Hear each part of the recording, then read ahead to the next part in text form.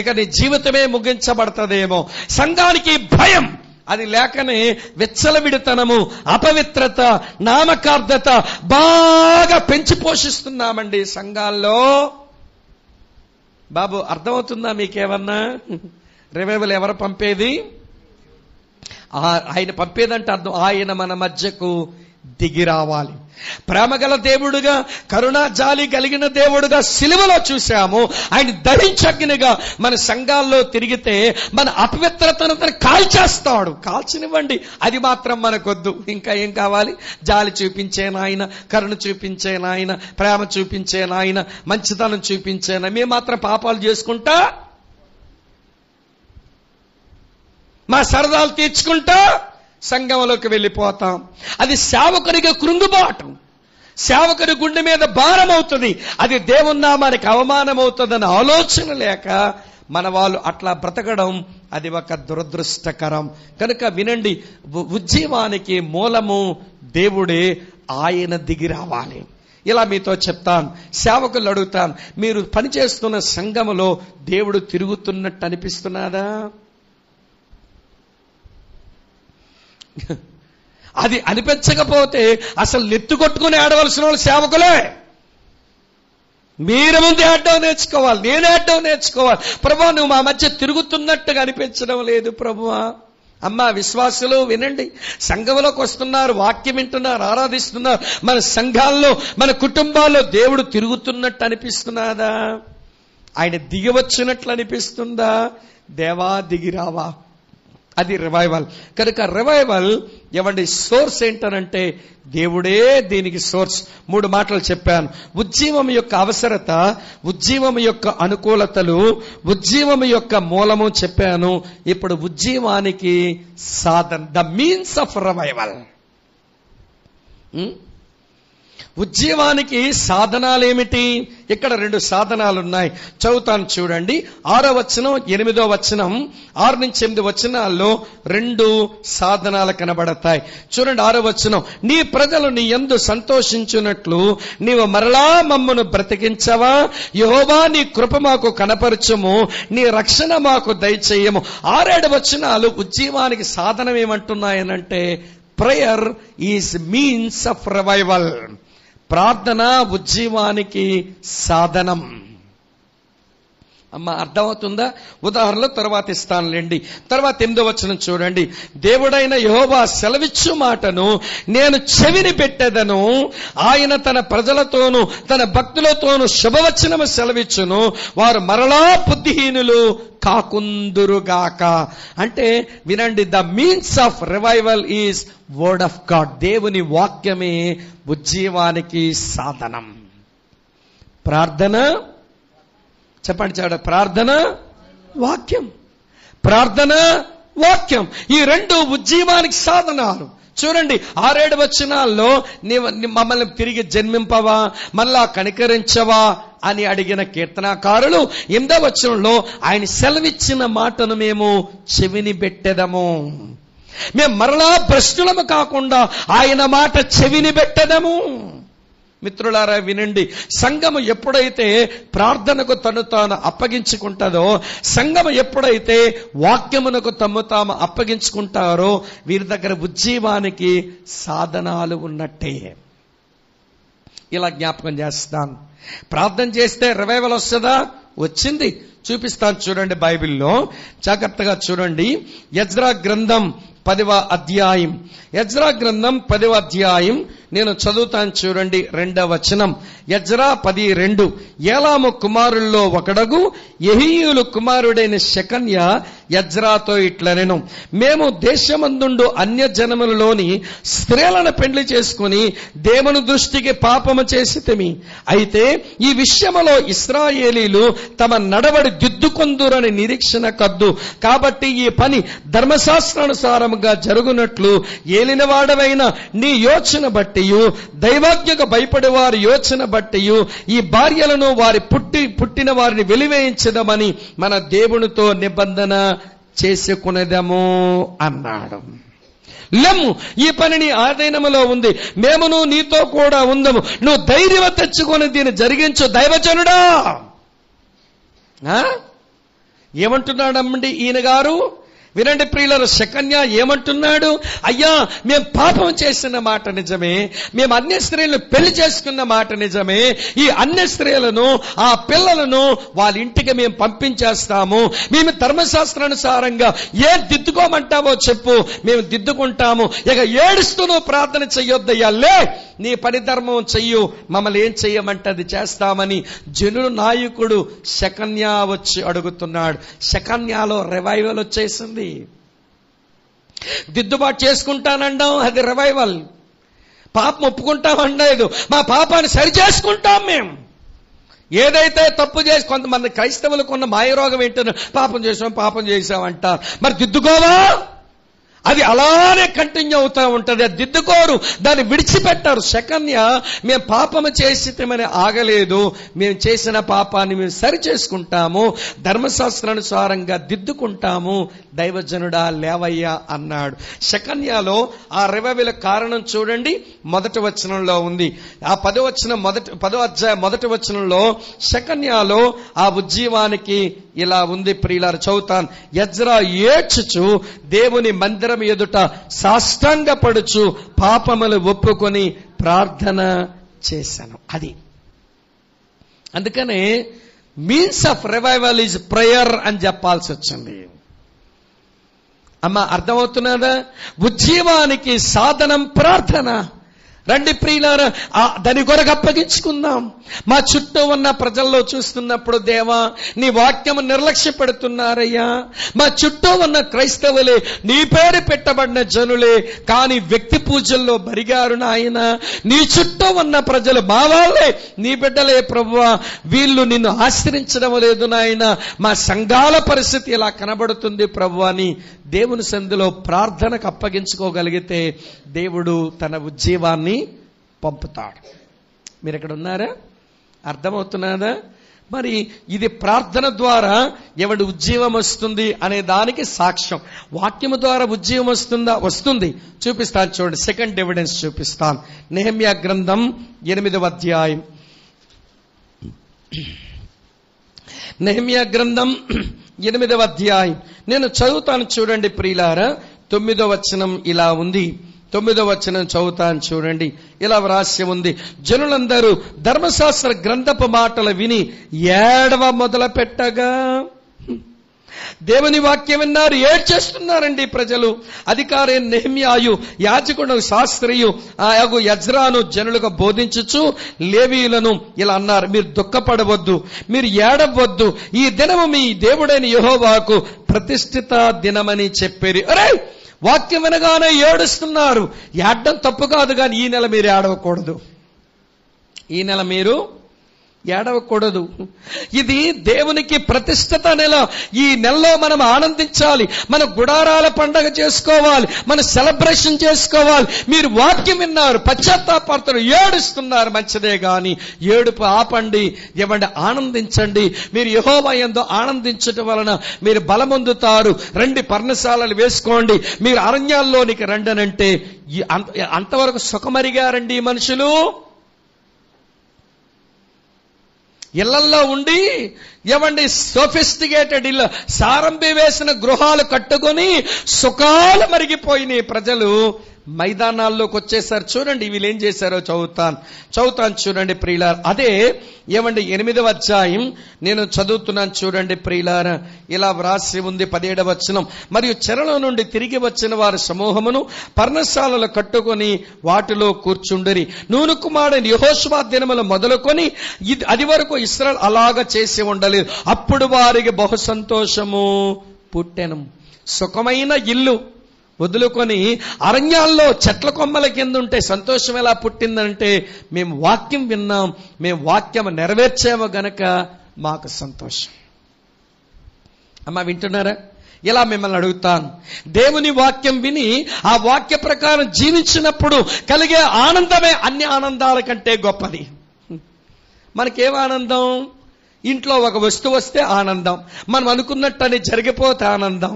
కానీ వాక్యం విన్నాను, ఆ వాక్య ప్రకారం నేను చేయగలిగాను, నాకు ఆనందం, సంతోషం వచ్చింది అనే స్థాయి వస్తే అది రివైవల్ వచ్చింది. ఇప్పుడు చెప్తాను వినండి. ఈ ప్రజలు ఇంత ఉద్యమంలోకి ఎందుకు వచ్చారంటే వాక్యం విన్నారట. మీకు సంగతి తెలుసా? వీళ్ళు వాక్యం వినడానికి వచ్చింది గుడిలోకి కాదు, వీళ్ళు వాక్యం వినడానికి వచ్చింది మైదానం మీదకి. వీళ్ళు వాక్యం విన్నది కూర్చుని కాదు మనకలాగా, వాళ్ళు నిలబడే వాక్యం విన్నారు. మన వాక్యం మీద 1 గంటన్నర కాదు, మనం 1 గంటన్నర వింటున్నాం. 1 గంటన్నర కాదు, ఉదయం మొదలుకొని మధ్యాహ్నం వరకు విన్నారట. ఏమండి వినండి, వాళ్ళ వాక్యం మీద ఫ్యాన్ల కింద కూర్చుని కాదు, వాళ్ళ వాక్యం విన్నది సూర్యుని ఎండ నీడలో నిలబడ్డారు. కానీ ఆశ్చర్యం చెప్పన, వాళ్ళు శ్రద్ధగా విన్నారట వాక్యం. మీరు చదవండి ఇంటికి వెళ్ళాక, నెహెమ్యా గ్రంథం 8వ అధ్యాయం మీరు 3వ వచనం చూడండి. నీటి గుమ్మం ఎదుట మైదానములో ఉదయం మొదలుకొని మధ్యాహ్నం వరకు నిలుచున్న ఆ స్త్రీ పురుషులకును తెలివితో వినగలిగిన వారందరికి వినిపించుచు వచ్చాను చదివి, ఆ జనులందరూ ధర్మశాస్త్ర గ్రంథమును శ్రద్ధతో విన్నారు. 1 గంటన్నర కూర్చోడానికి ఏమో ఏమండి బంతిలాగా 10 తిరుగులు తిరుగుతాం, ఇట్లా ఊపుడు ఇట్లా ఊపుడు. ఫ్యాన్ కింద కూర్చుంటావుగా నీ చేతిలో ఏదో పట్టుకొని ఇసురుకుంటుంటావుట. ఎప్పుడు వదిలేస్తాడా ఈ మైదారి బోధ కూడా అన్నట్టుగా కొంతమంది మనసుల్లో ఉంటే చంపుతున్నాడు రీడు అన్నట్టు. ఉదయం మొదలుకొని మధ్యాహ్నం వరకు విన్నారు, మైదానంలో విన్నారు, నిలబడి విన్నారు, టెంట్ కూడా వేసి లేదు, ఎండలో ఉండి విన్నారు. దేవుని పిల్లారా, అది రివైవల్కు సాధనం. రివైవల్కి అది సాధనమైంది. ఈ రోజున వినండి ప్రియులారా, ఇంకో సంగతి చెప్పనా? ఏమండి ఈ వాక్యం చెప్పే పని ఎన్ని పాంప్లెట్లు వేశారు అడగండి. ఎజ్రా నెహెమ్యాని, ఎజ్రా నెహెమ్యా వాక్యం చెప్పే కూటం పెట్టారు కదా రిట్రీట్, ఎన్ని పాంప్లెట్లు వేశారు అంటే 1 పాంప్లెట్ లేదు, 1 వాల్ పోస్టర్ లేదు, ఏమండి 1 టీవీ స్క్రోలింగ్ లేదు. కానీ ఈ మీటింగ్కి జనమందరూ వచ్చారు. విడ్డూరం తెలుసా? సేవకులు మీటింగ్ పెడతాం 2 అనలేదు, విశ్వాసులే సేవకుల దగ్గరికి వచ్చి మాకు వాక్యం చెప్పండి అని అడిగారు. మనం రివర్స్ అయిపోయింది ఇప్పుడు ఫ్యాషన్.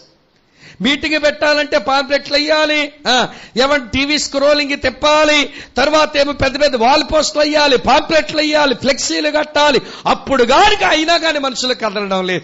ఇది నిర్జీవంలోకి వెళ్ళిపోయారని దాని నిదర్శనం కాదా?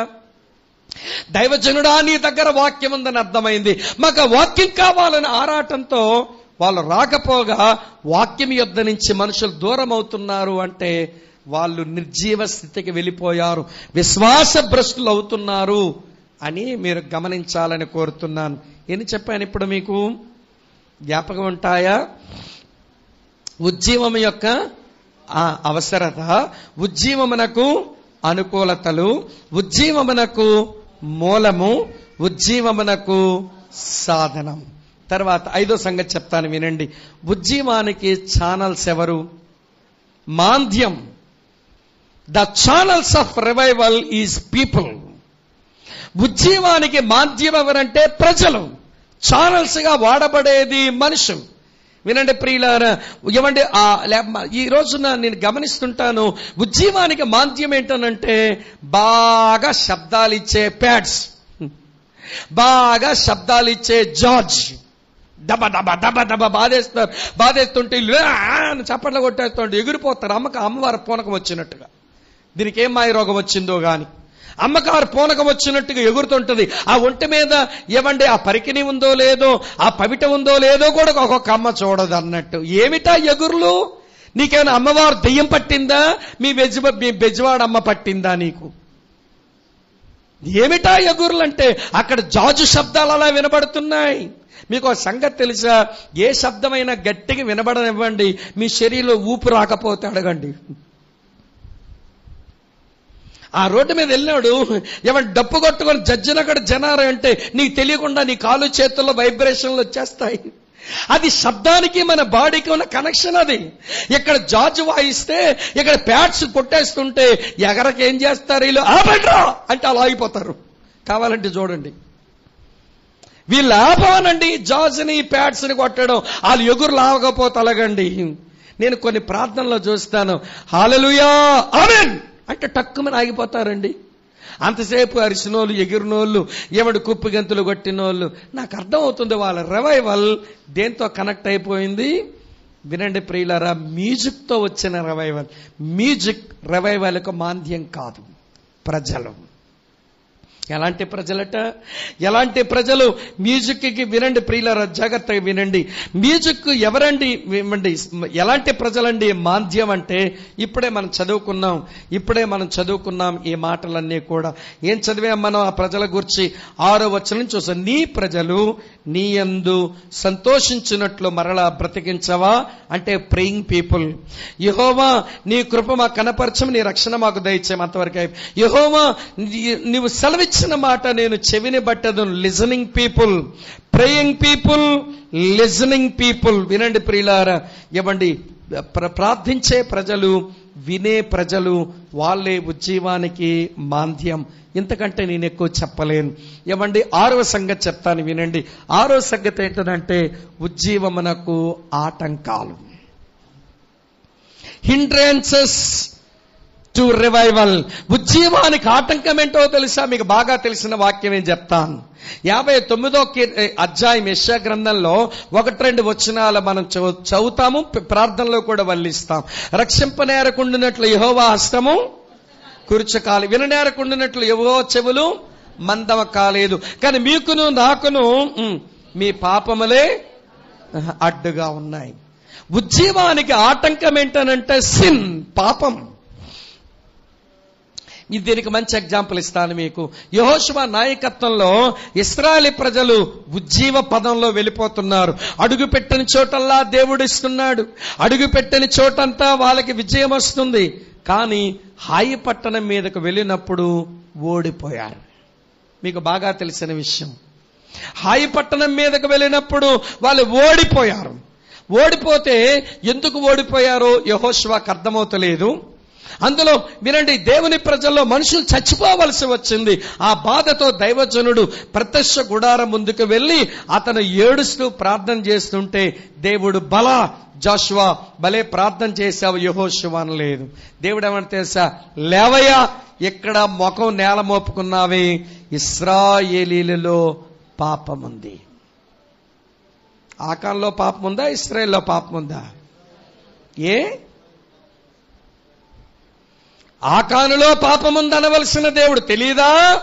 ఆకాను పాపం చేసిన సంగతి ఇశ్రాయేల్లో పాపముందని అన్నాడే అంటే మనకు అర్థమైపోతుంది. ఆకాను ఒక్కడి పాపం దేవుడు అందరికీ జమ కట్టేశాడు. నీ సంఘములో ఒక వ్యక్తి పాపంలో ఉంటే దేవుడు ఆ వ్యక్తి పాపంలో ఉన్నాడు అనడు, నీ సంఘమే పాపంలో ఉందంటాడు అనే భయం సేవకుడికి పడితే వినండి, పాపం ఎవరి సంఘములో కనబడుతుంటే, దేవుని పిల్లలు అవిధేయులైపోతుంటే గుండె పగిలి దేవుని పాదాల పట్టుకోవడం మన చేతనవుతుంది. మనకంటే విశ్వాసులుగా చేతనవ్వాలి. వీళ్ళు ఊర్లో ఉంటారు కదా, మన సంఘానికి వచ్చిన ఆవిడే దానికి ఏం మాయ రోగం వచ్చిందో మాయ వేషాలు వేస్తుంది, నీకు తెలుసు కదా. ఊర్లో ఉంటావు, వీధిలో ఉంటావు, నీకు తెలుసు.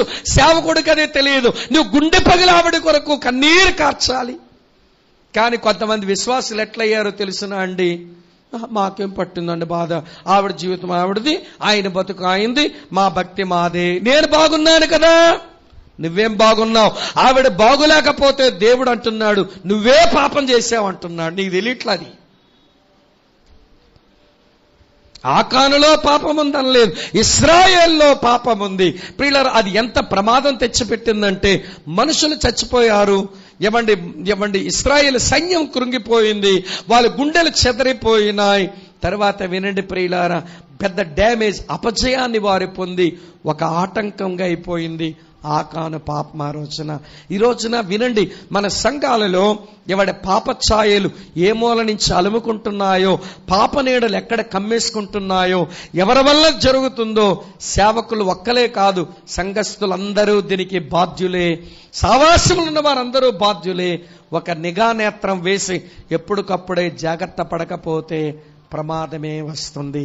మళ్ళీ జ్ఞాపకం చేయనా, ఉజ్జీవం యొక్క అవసరత చెప్పాను, ఉజ్జీవానికి అనుకూలతలు చెప్పాను, ఉజ్జీవానికి మూలం చెప్పాను, ఉజ్జీవానికి సాధనాలు చెప్పాను, ఉజ్జీవానికి మాంద్యము చెప్పాను, ఉజ్జీవానికి ఆటంకాలు చెప్పాను. 7వ మాట ఉజ్జీవానికి ఫలితాలు. ఏమండి? Results of revival. ఏంటి ఉజ్జీవానికి వచ్చే ఫలితాలు? 7వ వచనం నుంచి 13వ వచనం వరకు నేను వరుసగా లిస్ట్ ఇస్తాను, నేను అన్ని ఎక్స్ప్లెయిన్ చేయలేని సమయం చాలదు. చూడండి 7వ వచనంలో ఇలా, నీ రక్షణ మాకు దయచేయము. ఉజ్జీవ లాభమేమిటి అంటే దేవుని యొద్ద నుంచి రక్షణ దయచేయబడుతుంది. మొదటి మాట. 8వ వచనంలో దేవుడు తన ప్రజలతోనూ తన భక్తులతోనూ శుభవచనము సెలవిచ్చును అన్నాడు. అంటే దేవుని ప్రజలకు సమాధానం వస్తుంది, దేవుడు శుభవచనం పలుకుతాడు. Peace is the result of revival. 9వ వచనం, మన దేశములో మహిమ నివసించున్నట్లు మన సంఘములో దేవుని షకీనా, దేవుని మహిమ కనబడుతుంది. అది ఉజ్జీవానికి ఉండే ఫలితం. 10వ వచనం, కృపా సత్యాలు కలుసుకోవడానికే వీల్లేదు, నీతి సమాధానాలు ఒకదానికొకటి ముద్దు పెట్టుకోవడానికే వీల్లేదు. పవిత్రంగా ఉండేవాడు పాపంలో ఉండేవాడు కలిసి బతకలేరు. కానీ దేవుడు ఉజ్జీవాన్ని పంపితే అవతల వ్యక్తి భరిస్తూ, అవతల వ్యక్తిని అవతల భక్తి భరిస్తూ హార్మోని, యూనిటీ, అది రివైవల్ గుర్తుగా వస్తుంది. Salvation is result of revival, peace is result of revival, glory is result of revival, harmony is result of revival. 11వ వచనం చూడండి, భూమిలో నుండి సత్యము మొలుచును, ఆకాశము నుండి నీతి పారజూచినట్టు ఇంక్రీజ్ అవుతాం. మనము మొలుస్తాం, మనము పైకి ఎదుగుతాం. అది ఉజ్జీవానికి గుర్తు. 12వ వచనం, యెహోవా ఉత్తమమైన దాన్ని అనుగ్రహించును, మన భూమి దాని ఫలములు. దేవుడు అన్నీ సమకూరుస్తాడు. దేవుని సమకూర్పు అనుభవించడం అది ఉజ్జీవం యొక్క ఫలితం. 13వ వచనం, నీతి ఆయనకు ముందు నడుచును, ఆయన అడుగుజాడల్లో అది నడుచును. నీతియుక్తమైన జీవితాలు మనకి వస్తాయి. వాళ్ళు ఆ చర్చకు చెందిన వాళ్ళండి, నీతిగా బతుకుతారండి. వాళ్ళు అగ్గండి, అది లోకం అది చూచి గమనిస్తుంది. కారణం, మనము నీతిగా నడుస్తాం. ఉజ్జీవింపబడిన వ్యక్తి నీతియుక్తమైన నడకను ఇష్టపడతాడు. ఉజ్జీవింపబడిన వ్యక్తి దేవుని అనుగ్రహముతోనే బతుకుతుంది. దేవుడు సమకూర్చిన వాటితో బతుకుతారు. ఉజ్జీవములో ఉన్నటువంటి మనుషులు, అర్థమవుతుందా, దినదినము అభివృద్ధి చెందుతారు. ఉజ్జీవములు ఉన్న మనుషులు ఐకమత్యంతో కొనసాగుతారు. ఉజ్జీవములు ఉన్న మనుషులు దేవుని మహిమను అనుభవిస్తారు. ఉజ్జీవములు ఉన్న మనుషులు దేవుని సమాధానం అనుభవిస్తారు. ఉజ్జీవములో ఉన్నవారు ఆయన రక్షణను అనుదినము అనుభవిస్తారు. ఇప్పుడు చెప్పండి ప్రియులారా, ఉజ్జీవ ఫలితాలు పొందుకోవాలని ఆశ.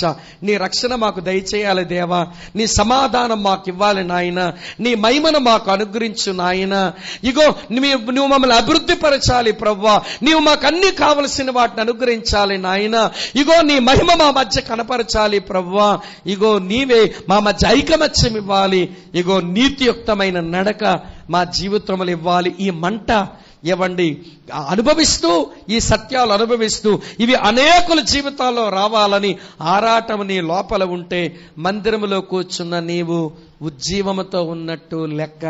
లేకపోతే నీవు ఏదో కేటగిరీకి చెందుతావు. తొలి ప్రేమను వదిలినోడువు కావచ్చును, రాజీ పడిన తల్లివి కావచ్చును, విశ్వాస భ్రష్టుడు కావచ్చును, చచ్చున్నావు కానీ పేరుకు బతికున్నట్లుగా చలామణైపోయిన వ్యక్తివి కావచ్చును, లేకపోతే నులివెచ్చని స్థితికి వెళ్ళిపోయిన సంఘముగా అయినా మనం మిగిలిపోతాం. కనుక ప్రియులారా, ప్రభా డూ ఇట్ అగైన్ లార్డ్. ప్రభా మరోసారి నువ్వు కార్యం చేయవా? మా పితల రోజుల్లో, ఫిన్నీ రోజుల్లో ఉజ్జీవం వచ్చిందని చదివాము నాయన. మీకు ఆ మాట అడుగుతాను, ఉజ్జీవం చూడాలని ఎప్పుడైనా ఆశ ఉందా? జనులు గుంపులు గుంపులుగా వచ్చి దేవుని మందిరములో ఆయన త్రోవలు మాకు నేర్పించండి, ఆయన మార్గాలు మాకు నేర్పించండి, మేము పాపాన్ని అసించుకుంటామని మనుషులు గుంపులు గుంపులుగా వచ్చి ఆ రోజు చూడాలని ఉందా? ఒకవేళ వినండి ప్రియులారా, జాషువా గారినో లేకపోతే వినండి మనం ఆశీర్వాదం అంకుల్ గారినో ఆ పెద్దోళ్ళని అడిగితే, మేము మారు మనసు పొందిన రోజుల్లో మా పాపాల విషయమే దొర్లి ఏడ్చే వాళ్ళమండి, మా పాపాలు సరిచేసుకునే వాళ్ళమండి, ప్రతి అడుగులో నీతిగా బతుకుదామని తప్పించిపోయే వాళ్ళమండి అని చెప్తారు. నేటి తరానికి అది లేదు. నేటి తరానికి అది మనకు అది లేదు. నాకు తెలుసు, వాక్యం పట్ల నిర్లక్ష్య ధోరణి తయారైపోయింది. వ్యక్తి పూజ మన హృదయాల్లో పెరిగిపోతుంది. దేవుని ఆశ్రయించడంలో మనం అణగారిపోతున్నాము. సంఘాల వైపు చూస్తే తొలి ప్రేమలు పోలై రాజీ పడే స్థితికి వెళ్ళిపోయారు. విశ్వాస భ్రష్టత్వాన్ని అడాప్ట్ చేసుకున్నారు. ఎవరు చచ్చిన స్థితికి వెళ్ళిపోయారు, నులివెచ్చగా అయిపోయారు.